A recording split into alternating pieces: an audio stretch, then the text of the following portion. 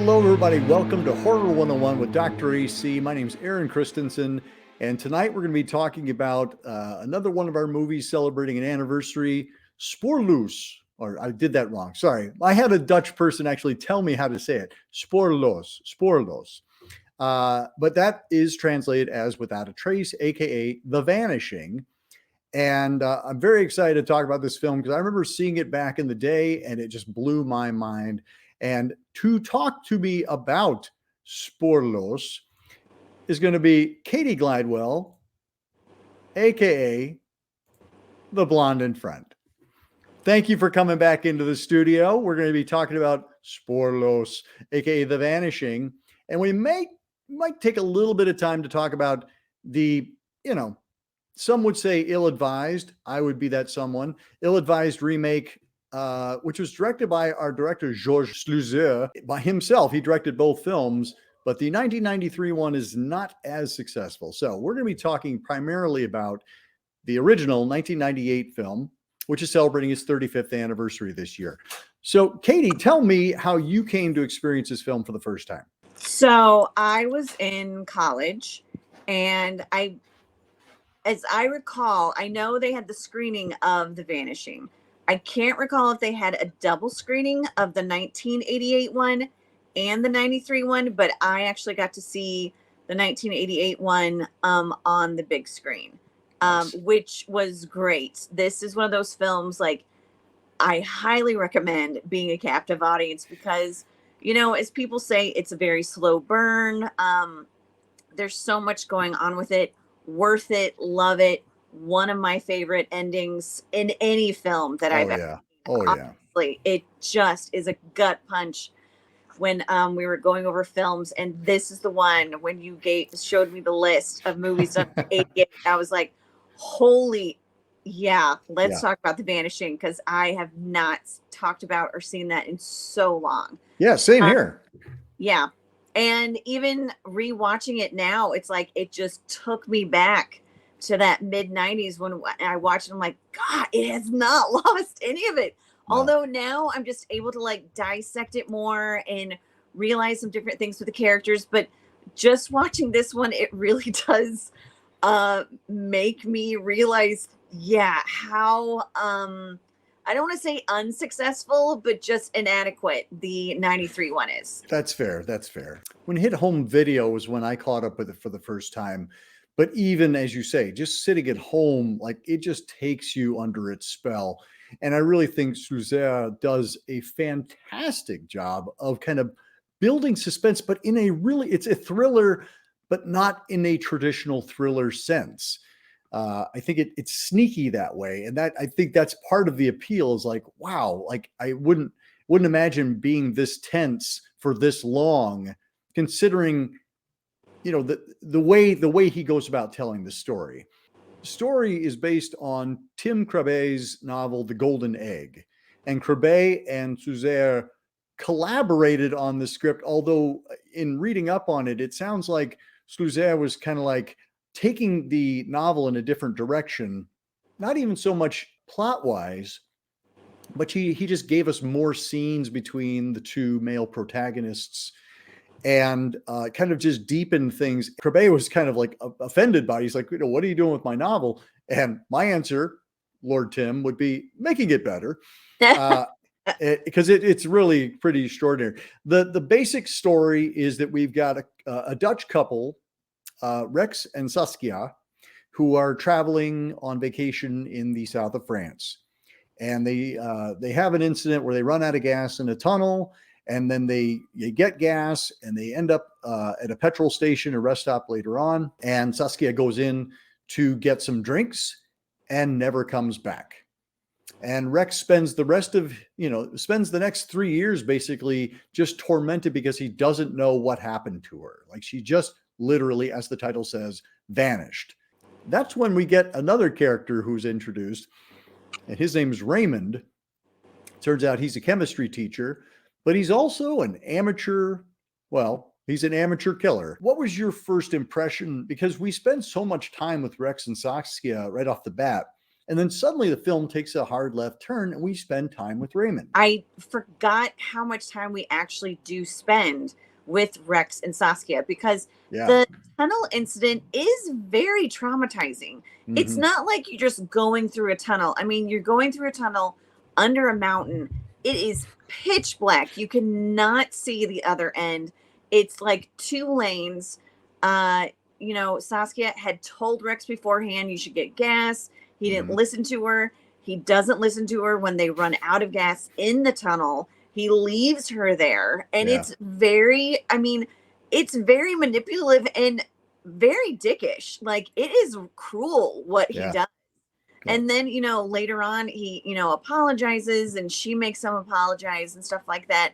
But the more I thought about this during the film, like when, or at least this time, when she vanishes, it's one of those things like, I wonder, is it the uncertainty of what happened to her, or is it the control that there's a scene where Raymond and Rex, like Raymond is telling Rex everything that you know, happened, that led up to Saskia, and he says a line that it's like, you know, you didn't have the chance to fall out of love with her. And that's one of those things that it's like, God, that actually, that's it. I don't even know if he actually loves Saskia that much, but it's just, he was so controlling and such an asshole. Or you see one of the women that he dates after that, and it's like, you feel, it's, I don't know, as an audience member, it's like, oh, you know, I kind of feel bad for him. I mean, like, this didn't work out, but I mean, I can't even imagine, you know, in a real life circumstance, what that would be like. But then you go on his, like, you know, computer that's like, you know, something that if you kids haven't seen this, believe me, this is a history lesson. This is what computers used to be. This is what computers used to be like. But you see, he like types in a name, and all these names are all these women, and you realize, like, oh, you didn't care about this one, just like the other like 7 women that are on this list, because it all goes back to Saskia. Like, it's like he fell out of love with all these women. So it made me realize, like, finally, like 30 years later, it's like, is this like actually about her, or just about the fact, like, did she leave him? It's like he just wants to know, and it's like a power move. But it's something that I was thinking about. It's like that cost of closure, what happens. And I feel like with this film, you really do see more of that chemistry, and that just the playtime that's just dumb, you know, almost B-roll, them laying on the ground doing nothing with Saskia and Rex, that you get someone invested in these characters more than in the 93 version. And I really wish that the 93 version had more of that. I think that Saskia does, I mean, she's an amazing actress for this small role, just has this glow about her. And I think the casting of Sandra Bullock in 1993 was amazing. I remember watching, like, I think like HBO, you know, when they had this, like, oh, making the film. And the director or somebody was saying, like, when there's a scene in the original when Saskia like almost falls and all that stuff. Well, Sandra Bullock like almost gets hit by a car, and then she's like do do do do do do do. And they said it's like, that was all Sandy. That was all Sandy. That was not in the script. And that's one of those things that it's like, see, it's that, you know, inner magic that these people have that draw, you know, those moths to you. But serial killers have patterns that you can follow, and you can do this. To have someone as meticulous as Raymond, who is a perfectionist, who goes through, he's like checking his pulse, he's doing all these things, you know, to see where it's like the good or bad, like what works, what doesn't, all that stuff. I feel like that's worse than, because I mean, he's like one and done. He just wanted to see like what this experience would be like. He saved a life.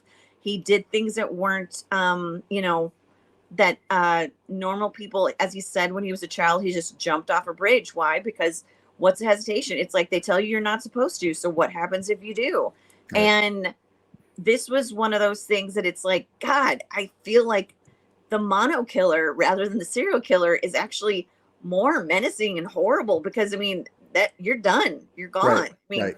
there's no way, unless I mean at least in the 80s and early 90s, like now you've got cell phones and cameras and everything. I mean, it's like, how do you not see these people and all that stuff? But back then, bye. Yeah. No, and it's and Rain, I mean, that's the thing that kind of makes this movie special, is that we do spend a lot of time identifying with Raymond. He's intelligent, he's a regular guy, and he just happens to be fascinated by the idea of this karma, like the idea of what would happen if, how could I do this? Could I do this? Will I stop? Will something stop me? And Mhm. we kind of get caught up in that thinking, well, I wonder what that would be like. And watching him make his mistakes, watching him not be successful, it's a great kind of like Norman Bates thing where we start relating to that person. And, and Rex, as you say, Rex is not necessarily a truly sympathetic character. I mean, he's Yeah. obsessed, and we can relate to that obsession. I mean, we've all had those relationships where you stay up and you pine and like you recognize the relationship wasn't necessarily a healthy one, but it's over before you were ready for it to be over. And like, that just makes you crazy and it keeps you up nights. As you said, what was your phrase about closure? Because that was a really good one. The cost of closure. Yeah. Yeah. The cost of closure. I think that's a brilliant way of putting it, because it wasn't something that he ended. It was taken from him. Yeah. And as you say, that's a control thing. That's him going, because he's all about the control in that car, and he does acquiesce. And I have to admit, I mean, I did like them as a couple, that, we've been on road trips where, Yeah. the bickering happens. And then you're like, you know what? At the end of the day, I'm glad to be here with you. And I like that they have their little reconciliation. And I think it's because they had the reconciliation and things were feeling good again to have her taken away then. And I was actually thinking about this. I'm like, I wonder if it would be more tragic if they were still fighting when she disappeared, because he would have A, never gotten to reconcile, and B, would not know where she was. See, I thought about that too, but I feel like if they were still fighting, that would have been something. It's like, oh, that would have almost given him some sort of an out. It's like, well, she's mad, she walked out. It's probably this. But since they were good, they were just like lying on the ground, Yeah. enjoying the day, playing dumb. Yeah, but then it's like the little pieces, like the thing that she put, like the little coins that she put by the tree, that it's like, oh, that will always represent us and stuff. Yeah. Dream that she had. And you have that like sort of like John Ford, the Searchers moment when they come out of the tunnel, and then you see her almost like, I mean, I don't know, we'll get to the spoiler later, but it's just I mean, I love that scene so much. But then and then the end with the whole thing with the eggs. The one thing you said about the whole thing that when he would Raymond would mess up and stuff. I do think that the 1993, that is I will say the only thing that I think the 1993 version did better is that when he, which I, and this is very Ted Bundy, faking the broken arm and all that stuff. And, to, get sympathy from a female. And when he has when he's got allergies and he's got the chloroform rag and then he puts it on his face, Raymond, that was one kind of like, okay, you had the chloroform and you put it on your face for a while. Dude, I think you would have been knocked out. I don't know what kind of like crappy chloroform you have in this French version, but it obviously is not very good if you've like had it even close to your face like this for 5 seconds. Like in the one where Jeff Bridges plays, I think his name is still Raymond too. No, he's Barney. He's Barney in the Barney. The that's it. Yeah. When he has it, if again, I didn't get a chance to rewatch that one, but I'm just going from my memory because it was kind of a cable staple. It's like Barney, like he actually kind of like passes out a little bit. Like he gets super woozy. He has to excuse himself. Excuse me. Then I thought at least was a little bit more realistic. Because I'm like, yeah, I think that kind of would have happened. Another thing though about the European one, if you've got some creep asking women to help them with a trailer and the husband comes by and lifts, it's like, what the hell is this? What the hell? And they know. And then it's like smacking them on the face. It's like, guys, do you guys not call the police in Europe? Because I feel like that's sort of like a red flag. Like, yeah, there's some creep asking women to help them with the trailer. Like, what? Yeah, I mean, yes, and it's probably those people who are just kind of like, he's just being a creep, not necessarily thinking that he had greater designs. I think so. Let's talk a little bit about kind of the compare and contrast, and then we will talk about the ending, because what we have with the 1988 version, the Dutch film, and it's interesting because this was actually submitted for the Oscars as the Netherlands, candidate. And because it had so much French language in it, it was not accepted because it wasn't enough. There wasn't enough Dutch in it. So the Netherlands were denied a spot in the Academy Awards that year, even though it won a lot of acclaim. I don't know how many awards it won, but it was definitely a huge festival hit. But anyway, the idea of you've got the killer Raymond, who is played wonderfully by an actor's name who I'm going to murder right now, Bernard Pierre Donadieu, and he is very normal. Like, that's kind of the thing about him. He does have a very impressive goatee, I will say that. But other than that, he's a regular guy, and it's easy to see how this person would absolutely just slip through the cracks. You don't notice him. Whereas with Jeff Bridges, like, he's just a mess. That guy he has this weird hair. He just looks like a mess, and he has that bizarre, I can't tell if it's an accent or a speech effect that he's putting on, but it's really strange. And it's like, well, like, he's the opposite of a regular guy. He's clearly, there's something off about him. Yeah, no, I agree. And that's one of the things that really took me away from because it's like, the thing with the 1988 version is that Raymond, the point that makes him so frightening is that he's so familiar. Like, he's no one. You're not going to remember his face. Nothing sticks out that much about him. Like, he does have a very cool goatee though. And yes, as far as 2023 standards, like, yeah, it is pretty top notch now. But Jeff Bridges, like, the fact that he had that, it's almost like he was doing a Danish accent for this. It's like, why? Yeah, why?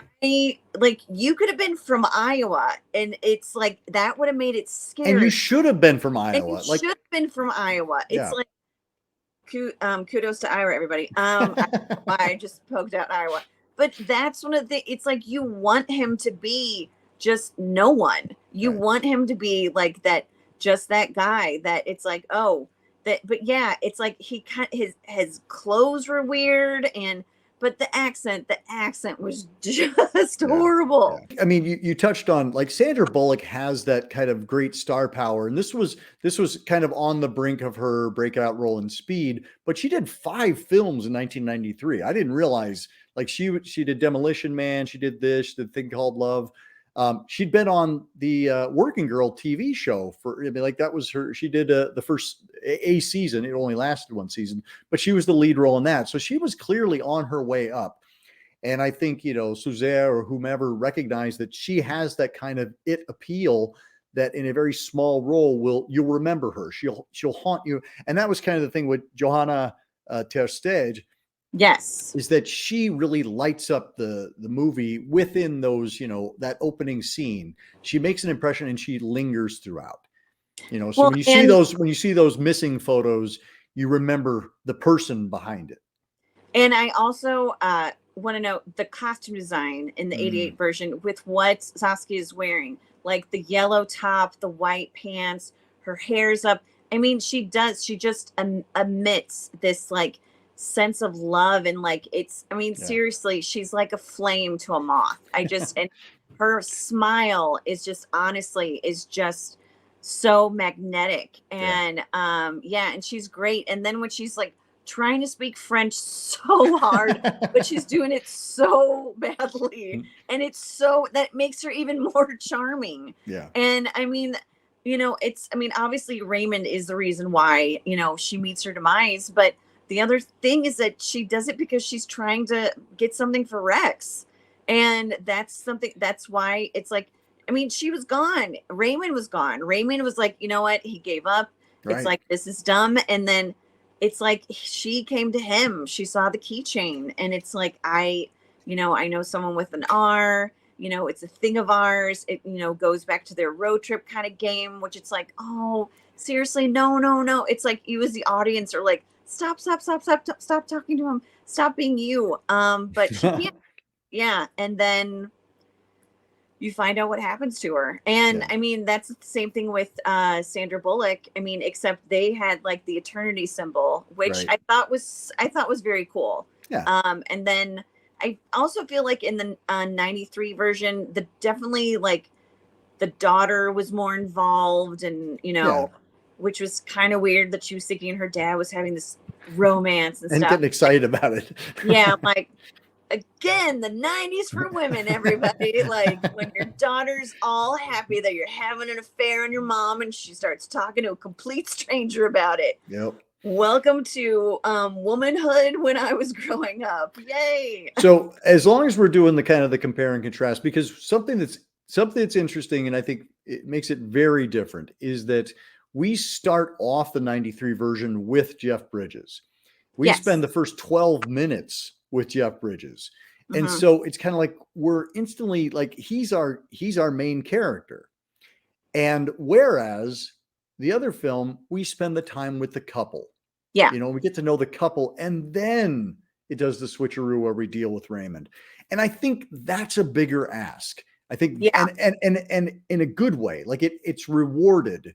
Whereas we're watching, Jeff Bridges kind of bumble around. I'm kind of like, well, why would I care about you? There's nothing at stake yet. Like, am I rooting for you to make this happen? Whereas with the 88, the original version, like we are invested in Rex and we're invested in Saskia. And then Raymond takes over the movie and you go, okay, I'm actually seeing two sides of the same coin. I don't think that really happens in the 93 version, but and I love the fact that we have the doubling of the R's. We have Rex and Raymond, that they're both obsessed. They're obsessed with finding out and pushing up against things.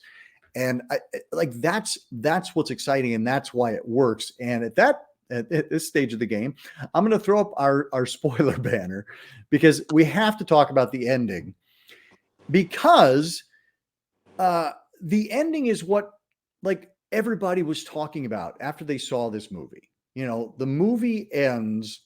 Go ahead. Tell us how the movie ends. Rex has been on TV. He's like, after 3 years, he still keeps putting up posters regarding where's Saskia. Raymond sees this. He's been sending postcards to Rex, trying to lure him out, trying to talk to him. And finally, he's like, look, I want to tell you. I will tell you exactly what happened to her, and I'll have you experience everything. And he tells him the whole story. So then they go back to the rest stop. They go back to the gas station. Yep. And it's like, if you drink this, I'll show you, you'll experience everything she did. Yep. And he's like, well, why would I do that? Rex is like, this is stupid. All stuff. It's like, this is up to you. So, it's this curiosity. Is this because his love for her? And I think he's just like, he can't handle the fact. It's like, I need to know. Yeah. So he drinks and he wakes up and Raymond has buried him alive.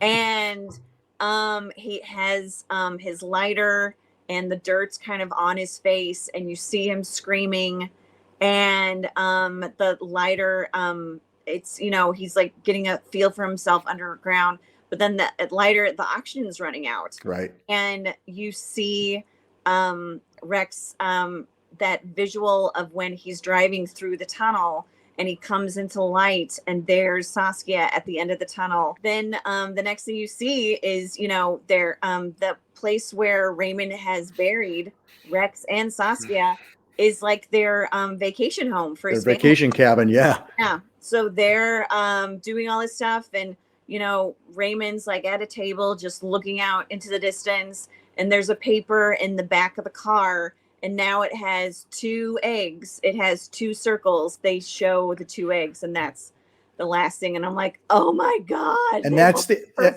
and that's the end of the movie. It's like Rex does he reunites with her, but you know, he dies, and Raymond is done. Raymond has done what he's learned what he wanted to learn in the same way that Rex learned what he wanted to learn. And the movie ends, and it just destroyed people. Yeah, it destroyed me. I mean, I think I told you, like, when we decided to do this one, I was telling a family member, and I went through the story of, like, went through the movie, and when I got to the end, they were like, oh my God, what? I'm like, well, one, thank you. That means I told you know, reiterated the film very well. She's like, I could never watch. Why do you want to talk about that? I'm like, Mom, because of your reaction. Like, this is why. I mean, again, I haven't seen this movie in like almost 30 years, and it still kills me. I mean, it's an amazing ending, and that I just wish more movies would do that. But, you know, 93 version did not do that. Yeah, let's talk about the 93 version, because the point at which, because it follows that same storyline, you know, in that Barney has David, you know, take the drink, and he takes him and he buries him. And, you know, Keifer Sutherland, who I think Keifer Sutherland is like movie star obsessed, you know, and it's like Hollywood obsessed, like he's playing it obsessed, but I don't ever feel like he's genuinely like disturbed. But anyway, so anyway, he's in the coffin underground, and that's where the original movie ends. There's another 15 minutes of this movie. And I was like, are you joking? I checked the clock. I'm like, we're 90 minutes in. There's another 20 minutes left of this movie with credits. Yeah. So it's all about, you know, Keifer's girlfriend, Nancy Travis, who, you know, trails Barney up to his cabin, and there's a whole, you know, battle, and, you know, like it's just like your basic like 90s thriller killer that won't die, and it's just, I was like, wow, it's so cliche, and we have to have a happy ending, right? You know, it's like we can't just leave Keifer under the ground. We have to get him out in time, and the bad guy has to die, and the happy couple has to end up together with a cute, you know, oh, we don't drink coffee anymore. I'm just like, oh, wow. Yeah. So yeah, it was super disappointing. And I feel like, you know, like that George Sluizer like directed the film, but the screenplay is by Todd Graff. And Todd Graff, a lot of people know him as an actor. He was in The Abyss, bald, kind of thin fella. Yep. And he also, you know, is a writer and a director. But I feel like that's the biggest problem with the two versions, is that the Hollywood version feels like a Hollywood version. And it's all the issues I have are with the script. The beat points are the same in terms of the plot, but we introduce this this girlfriend character, and she takes up so much space in the film. And it's not about David's obsession. It's about her going, get over it, get over it, get over it. And I'm like, this is, and, you know, and then we got weirdo Barney over here. I was like, it's just such a mess. And I have to, you know, I don't know. I mean, clearly Sluizer is not like a Hollywood guy, so I'm sure he had a lot of people pushing him around. But it's a frustrating effort to see, you know, as opposed to like when Michael Haneke remade Funny Games. You know, my issue was, well, you didn't change a single thing, but it's still solid, just in English this time. Yeah, no, I agree. I feel like with the Keifer Sutherland him being David, it definitely was a more sympathetic perforerance than I've been calling him David. I'm sorry, that's the Lost Boys character. He's Jeff. He's Jeff. Okay, I was like, is it David? I didn't remember. No, it's not. It's not David. It's Jeff. No, his character is so much more. It's like he's sympathetic. He's weak. He's fragile. I don't. Again, it's like I think he definitely did love Sandra Bullock's character. But I mean, it's just that uncertain. It's like I just want to know what happened. It's like, and I think that it's just driving him crazy, like not knowing, and just like all the horrible things that could have possibly happened to her. I think with Rex, it's more that I need to know. Yeah. I need to know. It's like, she's in a brothel. She's in this. It's like, okay, well, and then, yeah. But it's, again, you don't have, it's, Rex and Raymond are just two kind of regular guys. And I mean, I think if Saskia was still alive, Rex would be more of a dick. And it's like, you wouldn't feel that bad. You wouldn't feel that much for him. With David and Barney's so creepy that, I mean, you automatically, like, if you want to know what happened to her, I'm like, are you trying to do like some weird, like Bond villain voice? Like, what is it? It's like, hello, Mr. David. Do you want to know? I mean, it wasn't necessary. You don't need the creep factor in someone who's already creepy without that. But then David was just so, like, I don't know. He was just a shell. Like with Rex, he was like, sorry, Jeff. See, I've ruined it for you. Yeah. Jeff was just such a shell and stuff. So that Nancy Travis, she had to be, it's like, come on. If you ever wanted to make a Hollywood cliche, like, this is the one to point to. It's like, yep, we took a movie that was a total downer, but everybody loved the fact that it was a downer. And then we're going to take the thing away from it that makes it special. When Nancy does save Jeff, and then he's out of the, it's basically not even a full coffin. It's just like three boards, the end, and then just dirt. But when she gets him out and then they see the other pile of dirt, and then you know that's Sandra Bullock's character, and it's like, Aw. I mean, we already knew she was dead anyway, but it's like, oh, there she is. Now you know where she is. It's just, I'm really glad that we got an opportunity to revisit it together and talk about it together, because I think it's a film that doesn't get mentioned as much anymore. And granted, it is 35 years old, but I think it's one that's well worth discovering. The Criterion Collection has it on DVD. It's well worth checking out. There's a great essay. There's some interviews with the director. So that would be my choice. I saw that it was on Criterion. I'm going to go purchase it because, again, as soon as I saw that, it's like, oh, yeah. I mean, it is, I'm not kidding, it is one of my favorite endings to a film. Not because of what the ending is, just because that reveal is, it's hard to come by. I mean, it's always, you know, as an audience, you wonder, like, what did happen? What did he do? And then it's like, no.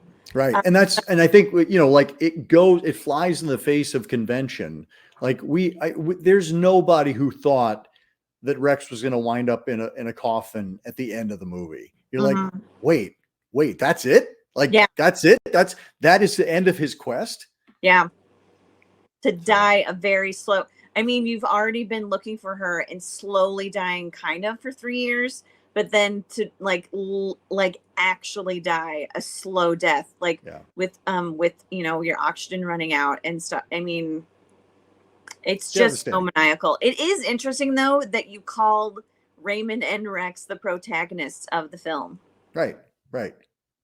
I don't know. I kind of think that Raymond is the antagonist of the film. Sure, but we spend so much time with him. Yeah. That it's kind of like, well, I mean, I think Sluizer is asking us to relate to him. And I think we do relate to him. So that's why I was kind of deliberate about that. I'm like, yeah, he's performing the evil. He's performing the act of evil, but he's absolutely somebody that we're invited to connect with. And it is, I would like to know because there's so many different things in the film that if you have any history of learning about characteristics that serial killers have used to bring victims in. I'd mentioned it before with the Ted Bundy and the cast, but then the picture of the family in the car that Raymond does, which is actually why Saskia feels comfortable going in the car. He's a family man, so clearly. Which is something that I've read that the Green River Killer did, and a few others, that they have like a picture of their son or their kid, in viewpoint. It's like, oh, well, if he's got children or this person, then he can't be evil. It's like, kind of like that line from The Simpsons. Like, doesn't your chests say die Bart die, it's like, no, it's German for the Bart the. It's like, no one thinks German could be evil. It's like, so it's like that. It's like, all right, nope, anyone can have that evil tendency in them. Yep. And I think that's what makes it such a great film, is that Yeah. we have a killer who is unlike any other killer I've seen. I think the closest thing that I can think of is the Minus Man. I don't know if you've ever seen that, but the Minus Man with Owen Wilson. That is a great Oh, kind of atypical serial killer movie. Well worth checking out as well. I definitely will. Cool. All right. Well, thank you, Cati. Thank you for coming back. We will definitely be having you again. We got many more anniversaries to cover. But until next time, keep searching, keep exploring, and keep sharing the scare.